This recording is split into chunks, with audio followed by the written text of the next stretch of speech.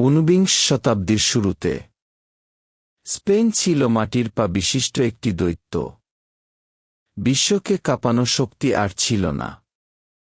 সেই দূরবর্তী ষোড়শ শতাব্দীতে ফেলিপ সেগুন্ডোর গৌরব।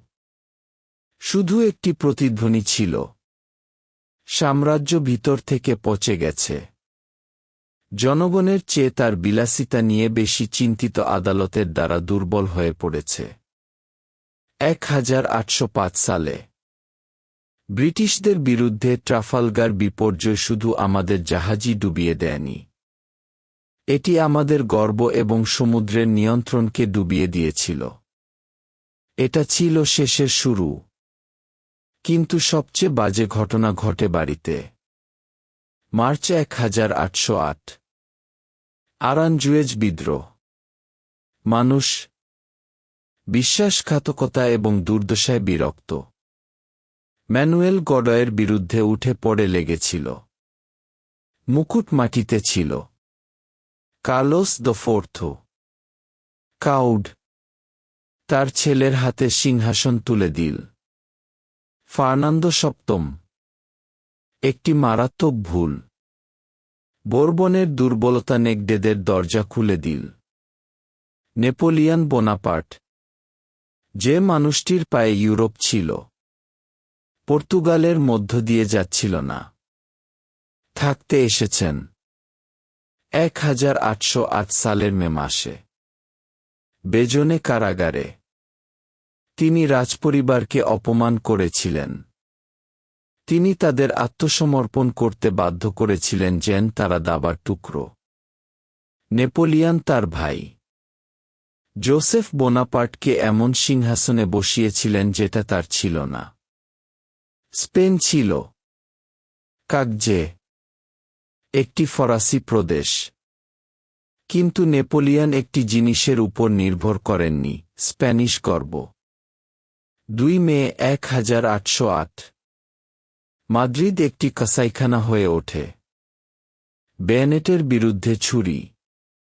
বিশ্বের সেরা সেনাবাহিনীর বিরুদ্ধে জনগণ। নিপীড়ন ছিল রক্তাক্ত নরক। গোয়া যে মৃত্যুদণ্ড এঁকেছিল তা শিল্প ছিল না, তারা ছিল প্রকৃত হত্যাকাণ্ড। কিন্তু ফিউজ আগেই জ্বলে উঠেছিল। স্বাধীনতা যুদ্ধ জেনারেলদের যুদ্ধ ছিল না, এটা ছিল ঘৃণার যুদ্ধ। কৃষক এবং বেসামরিক লোকেরা ভূত হয়ে গেছে। গেইল্লা একটি অদৃশ্য প্রতিরোধ যা ফরাসিদের ছিঁড়ে টুকরো টুকরো করে দিয়েছে প্রতিটি কোণে, প্রতিটি পাহাড়ে। ভেঙে গেল স্পেন। কেউ কেউ ফ্রান্সের আধুনিকতা চেয়েছিলেন, অন্যরা নিরঙ্কুশ রাজার প্রত্যাবর্তন।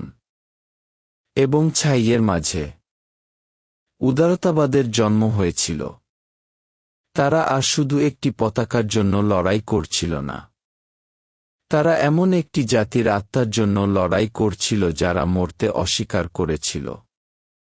নেপোলিয়নের বিরুদ্ধে যুদ্ধ মানচিত্রের যুদ্ধ ছিল না, এটি ছিল সম্পূর্ণ সংঘাত। জারাগোজা এবং জেরোনায় রাস্তাগুলো পরীক্ষা হয়ে গেছে। পুরুষ, নারী ও শিশুরা পাথরে পাথরের সাথে লড়াই করেছে।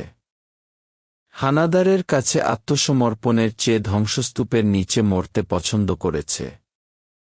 এবং তারপর অসম্ভব ঘটল।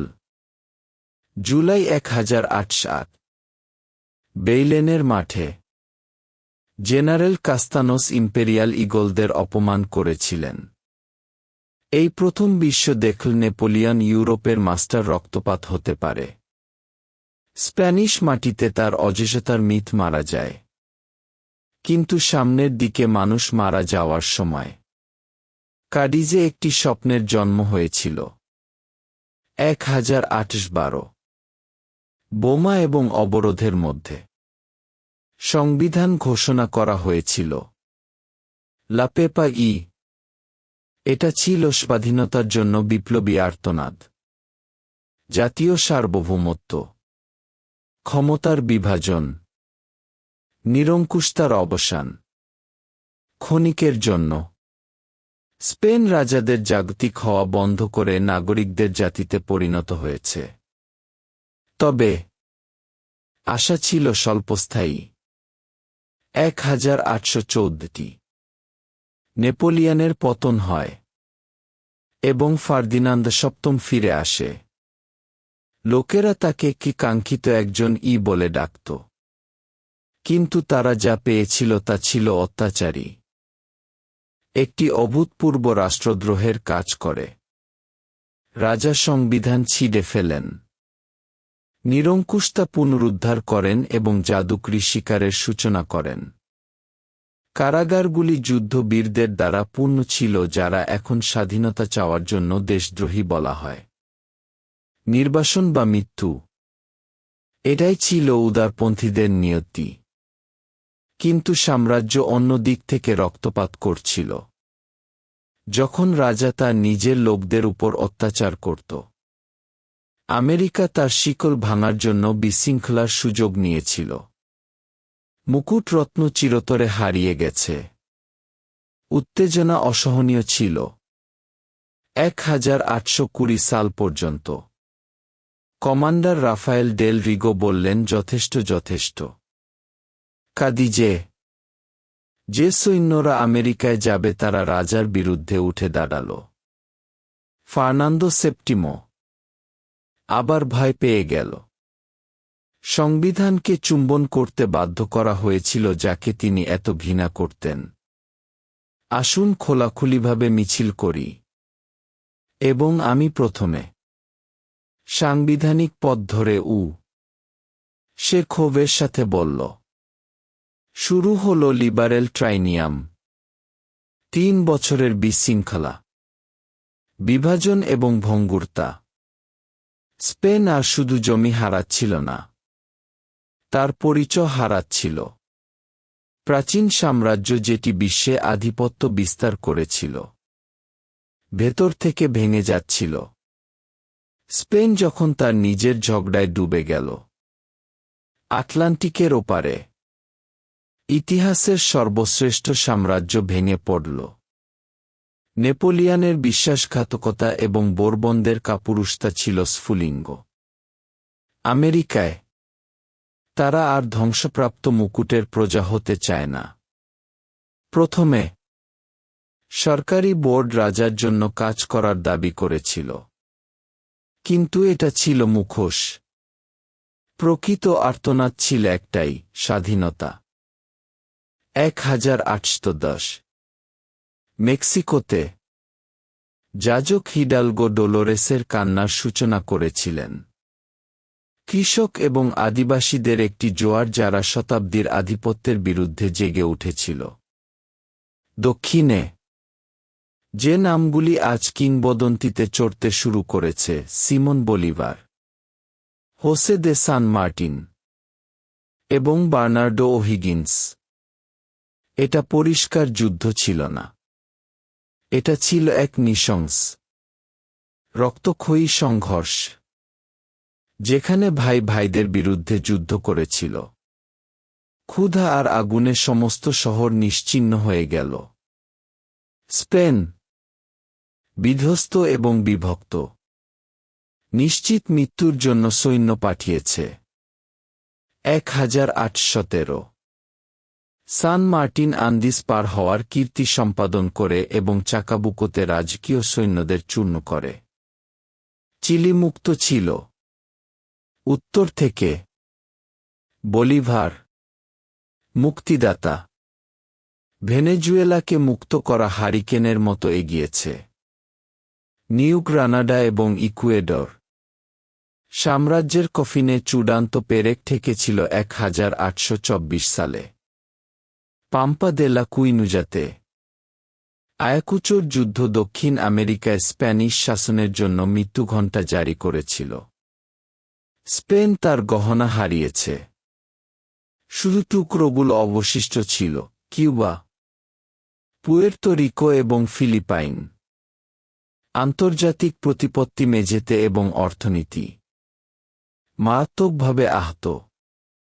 কিন্তু ট্র্যাজেডি সেখানেই শেষ হয়নি। ফার্নান্দো সেপ্টিমোর মৃত্যুর সাথে দেশ শান্তি পায়নি, এতে আরও যুদ্ধ দেখা গেছে। চার্লসের সমর্থকদের মধ্যে সিংহাসনের জন্য লড়াই, নিরঙ্কুশবাদী এবং ইসাবেল এর উদারপন্থীদের মধ্যে কার্লিস্ট যুদ্ধ শুরু করে। স্পেন তার নিজ গ্রামে রাইফেলের শব্দে অভ্যস্ত হয়ে ওঠে। সামরিক অভ্যুত্থান, অর্থনৈতিক সংকট এবং একটি আদর্শিক বিদ্বেষ যা দেশকে এক শতাব্দীর জন্য দুই ভাগে বিভক্ত করবে।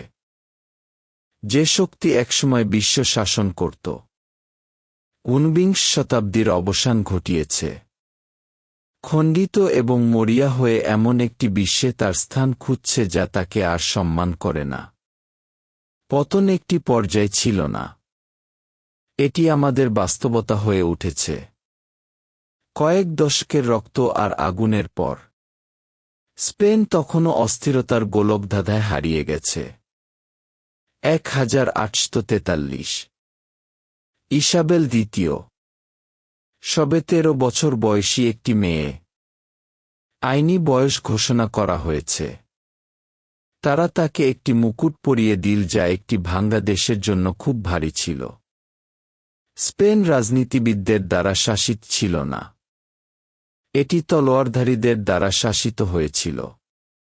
মধ্যপন্থী, প্রগতিশীল এবং সৈন্যরা বিবৃতি ব্যবহার করেছে যেন তারা ভোট, সেনাবাহিনী আর সীমানা রক্ষা করে না। মাদ্রিদে কে দায়িত্বে ছিল তা ঠিক করে। জেনারেল নার্ভেজ লোহার মুষ্টি দিয়ে মধ্যপন্থী দশক আরোপ করেছিলেন। সেন্সরশিপের উপর ভিত্তি করে আদেশ বজায় রাখা হয়েছিল। পূর্ণ কারাগার এবং দেয়ালের ভয়। কিন্তু স্বাধীনতা ছাড়া অর্ডার একটি প্রেসার কুকার। এদিকে কাতালোনিয়া এবং বাস্ক কান্ট্রির পাহাড়ে কার্লিজমের ভূত তখনও জীবিত ছিল। এমন একটি জাতির সম্পদকে রক্তাক্ত করছে যাদের কোনো অবকাশ নেই। 1854 আরেকটি ধাক্কা। অ'ডনেল এবং এসপার্টরো প্রগতিশীল বিএনইউমে দেশকে আধুনিক করার চেষ্টা করেন। তারা রেলপথ এবং অর্থনৈতিক সংস্কারের কথা বলেছিল, কিন্তু ক্ষুধা ও দুর্নীতি ট্রেনের চেয়ে দ্রুত ছিল। স্পেন পিছিয়ে ছিল, যখন ইউরোপ ছিল কারখানায় ভরা। আমরা ব্যারিকেড দিয়ে পূর্ণ। পরিধান এবং টিয়ার মোট ছিল। রানী, কেলেঙ্কারি এবং চক্রে ভরা আদালতে বিচ্ছিন্ন। সবার সমর্থন হারিয়েছে। 1868 লা গ্লোরিওসা ঘি বিস্ফোরিত হয়। জেনারেল প্রিম এবং সেরানো একটি কান্না শুরু করে যা সারা দেশে ভ্রমণ করে। Down with the Bourbons. Isabel দ্বিতীয় নির্বাসনে সীমান্ত অতিক্রম করে, একটি খালি সিংহাসন এবং একটি অনিশ্চিত ভবিষ্যৎ রেখে। বিপ্লবী সেক্সেনিয়াম শুরু হয়েছিল। স্বাধীনতার জন্য মরিয়া অনুসন্ধান। 1869 সালের সংবিধান ছিল আলোর রশ্মি, কিন্তু অন্ধকারও ছিল ঘন। জেনারেল প্রিম একটি নতুন রাজা এনে শৃঙ্খলা আনার চেষ্টা করেছিলেন, স্যাভের অ্যামাডিউস। কিন্তু স্পেনের ভাগ্য সবসময় একটি করুণ মোড় নেয়। নতুন রাজা মাদ্রিদে পা রাখার 3 দিন আগে প্রিম, একমাত্র ব্যক্তি যিনি সিস্টেমকে সমর্থন করতে সক্ষম, তুর্কো স্ট্রিটে তাকে গুলি করে হত্যা করা হয়েছিল। নতুন শাসনের জন্ম হয়েছে মৃত, রক্তে রঞ্জিত এবং নেতৃত্বহীন। যখন ইউরোপীয় শক্তিগুলি শিল্প সাম্রাজ্য তৈরি করেছিল এবং ভবিষ্যৎ জয় করেছিল, স্পেন তখনও তার নিজের কাদায় আটকা পড়েছিল। কেবল লড়াই করে, অদৃশ্য হওয়ার জন্য নয়।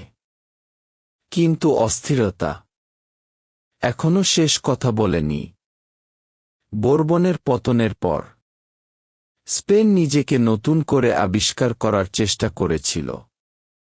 জেনারেল প্রিম, বিপ্লবের স্থপতি, একজন বিদেশি রাজাকে নিয়ে এসে একটি মরিয়া পথ চেয়েছিলেন, স্যাভের অ্যামাডিউস। কিন্তু ভাগ্য নিষ্ঠুর ছিল। নতুন রাজা এমনকি হাত মেলাতে পারার আগেই প্রিমকে হত্যা করা হয়েছিল। অ্যামাডিও প্রথম নিজেকে একা পেয়েছিলেন এমন একটি দেশে যা সে বুঝতে পারেনি এবং যে তাকে ভালোবাসেনি।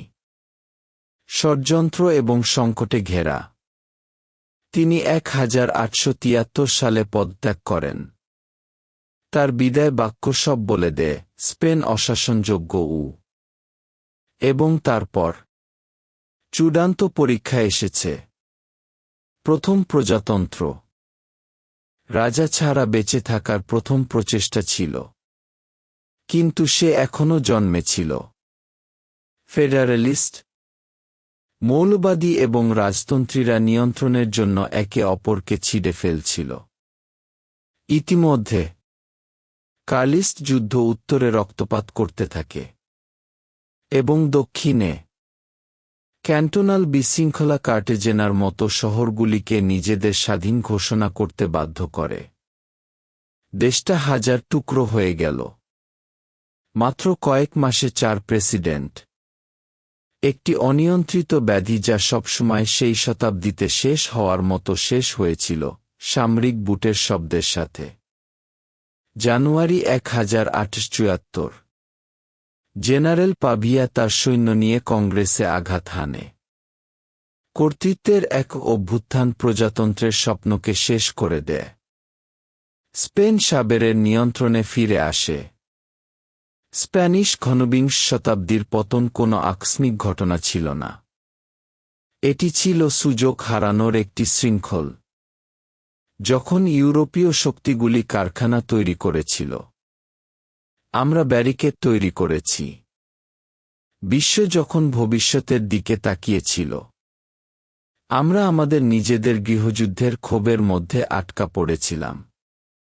স্পেন তখনও মানচিত্রে ছিল, কিন্তু ক্ষমতার ভারসাম্য চিরতরে পরিবর্তিত হয়েছে।